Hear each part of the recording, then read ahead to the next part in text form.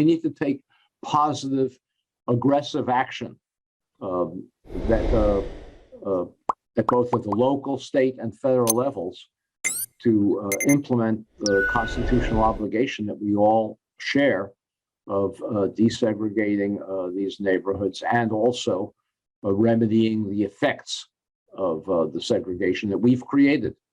Our government has created on our behalf throughout the country.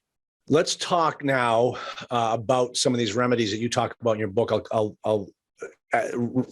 just lay them out for you, and then you fill in the blanks. But before I do, I just want to read this one paragraph that you said. In 1973, the U.S. Commission on Civil Rights concluded that, quote, the housing industry aided and abetted by government must bear the primary responsibility for the legacy of segregated housing.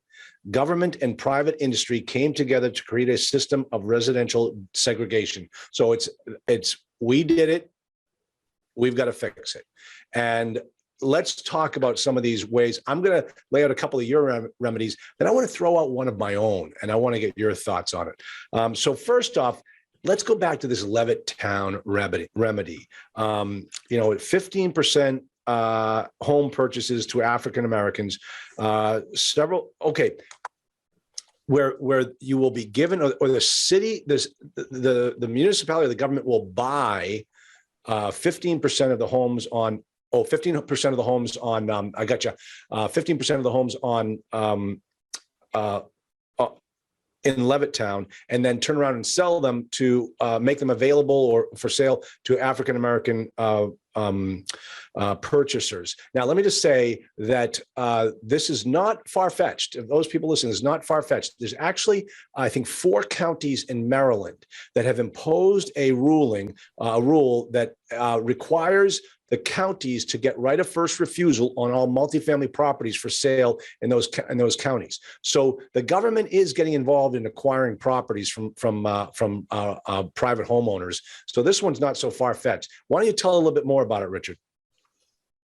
Well, I think you're referring to, I laid out, and I'm writing a new book now about remedies and about what local citizens can do to redress segregation.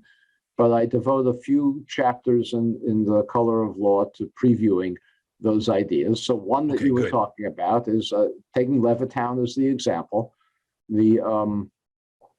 Levittown, we passed the Fair Housing Act in 1968. When Levittown was built, as you mentioned earlier, the homes cost about $8,000. Today, that's about $100,000. They were affordable to African Americans, especially to returning war veterans who were excluded because under the VA rules, they require no down payment for a home. So anybody with a job in the post-war economy could have afforded a home for $100,000. Yeah. We passed the Fair Housing Act in 1968 that said, okay, African Americans, now you can move into Levittown if you want. You're no longer excluded. But the homes are no longer affordable to working class families really of either race. The only way you can afford a home like that in Levittown or suburbs all over this country is if you have wealth you've inherited from your parents, perhaps because they gained equity from the appreciation of the homes in places like Levittown. So the homes now cost $350,000, $400,000, as you mentioned. A constitutionally justifiable remedy for that segregation of Levittown would be for the federal government to begin buying up homes in Levittown as they come for sale at market rates and reselling them at deeply discounted rates to African Americans. As a result of the Fair Housing Act, as I said, that permits African Americans now to move to Levittown. Levittown is now about 1% to 2% African American. Some African Americans can afford to buy homes for $350,000, $400,000.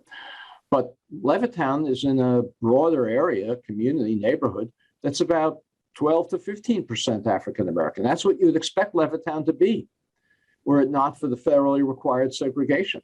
So the federal government should be buying up homes in Levittown, reselling them to African Americans until Levittown came to be about 12 to 15% African American, that it would have been were it not for the unconstitutional segregation. So there are other remedies that I preview in the book.